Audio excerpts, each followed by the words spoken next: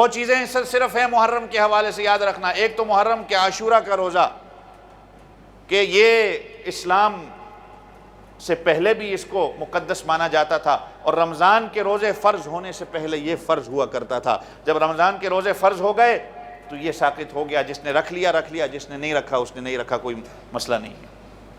آپ صلی اللہ علیہ وسلم کو بعد میں پتہ چلا کہ یہودی بھی رکھتے ہیں، تو آپ صلی اللہ علیہ وسلم نے پوچھا یہودیوں سے کہ تم کس وجہ سے روزہ رکھتے ہو؟ تو یہودیوں نے کہا کہ ھذا یوم صالح نجى اللہ موسیٰ من فرعون، ہمارے لیے تو یہ بہترین دن ہے، اچھا دن ہے، کہ اس لیے کہ اللہ نے موسیٰ علیہ السلام کو فرعون سے نجات دی۔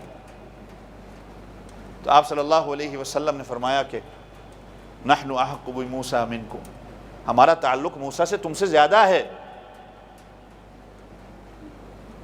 ہم تو اس وجہ سے رکھ رہے ہیں۔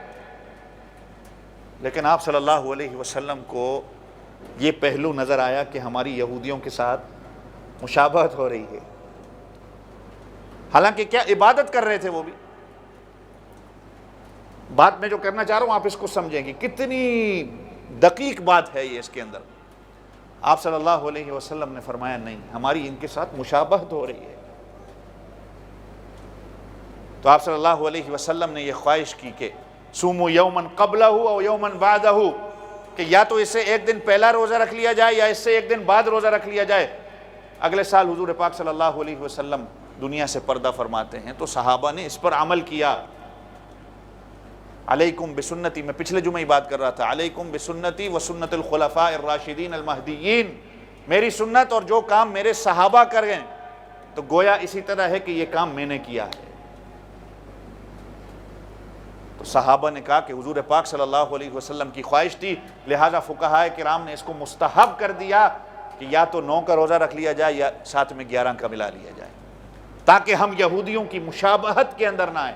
یہ تو عبادت کے اندر اللہ کے رسول نے پسند نہیں کیا، باقی کتنے کاموں کے اندر میری اور آپ کی یہودیوں کے ساتھ اور ہندوؤں کے ساتھ اور کیسی کیسی ہماری مشابہتیں ہیں۔ میں سے شروع میں بات کر رہا تھا کہ ہم کہتے ہیں کہ یہ علماء تنگ نظر ہیں، یہ چھوٹی چھوٹی باتوں کا، کپڑوں کے معاملے میں کہہ دیا کہ یہودیوں کی مشابہت ہے، یہ کر دیا وہ کر دیا۔ میں آپ سے کہتا ہوں یہ بھی 14 اگست آنے والی ہے نا، آپ 14 اگست کو، دن کی بات ہے نا، آپ خود مجھے بتائیں، یہ 14 اگست آنے والی ہے، آپ 14 اگست کو پاکستان کا نیشنل ڈے نہ منائیں، آپ 15 اگست کو منا لیں، منائیں گے؟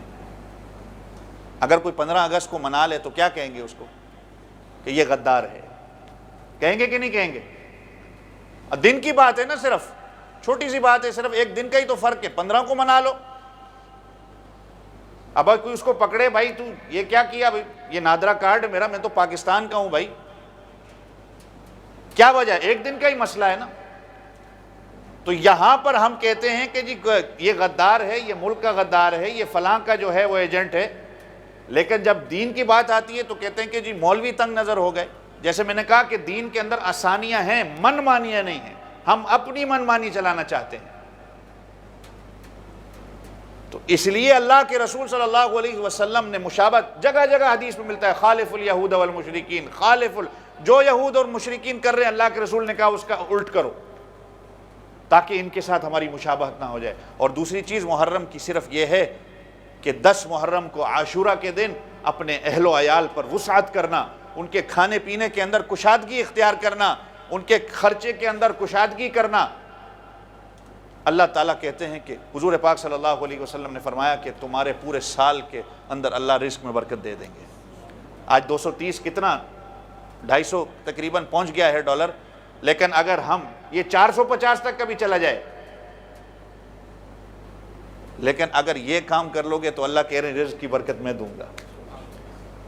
اور اس پہ علماء نے، فقہاء نے، محدثین نے کہا کہ ہم نے کر کے دیکھا ہے، اللہ نے ہمارے پورے سال کے رزق کے اندر برکت دی ہے۔ آپ کر کے دیکھیں، کشادگی اختیار کریں ان کے کھانے پینے کے اندر، ان کے خرچے کے اندر کشادگی کر کے دیکھیں۔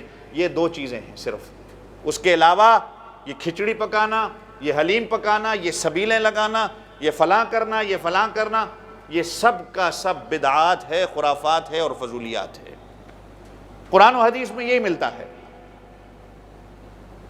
اور کوئی اگر خوشی مناتا ہے اس کے اندر، اللہ کے رسول صلی اللہ علیہ وسلم کی وفات ہوتی ہے ربیع الاول کے مہینے میں، جن کے لیے اس کائنات کو سجایا گیا، اس کائنات کو بنایا گیا، آپ صلی اللہ علیہ وسلم کی وفات ربیع الاول میں ہوتی ہے، اس دن تو ہر بندہ خوشی مناتا ہے، اس مہینے میں ہر خوشی ہوتی ہے۔ صحابہ کرام حضرت ابوبکر، حضرت عثمان غنی کی رضی اللہ عنہ کی شہادت ذوالحجہ میں ہوتی ہے، شادیاں ہوتی ہیں، خوشیاں ہوتی ہیں۔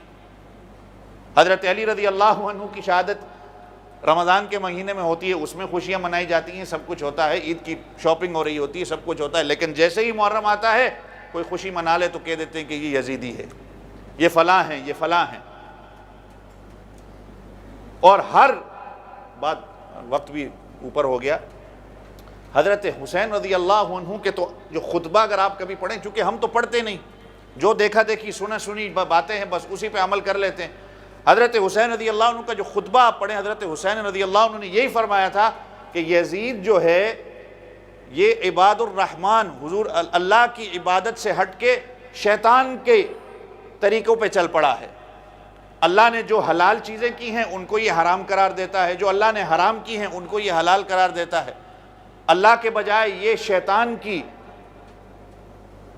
اس راستے پہ چل پڑا ہے۔ تو میں اور آپ آج دیکھیں تو یہ کام کر کے ہم بھی تو شیطان کے راستے پہ چل رہے ہیں۔ کہتے ہم اپنے آپ کو حسینی ہیں، لیکن کام وہ اس مہینے میں ہم وہ کرتے ہیں جو شیطان جن سے خوش ہوتا ہے۔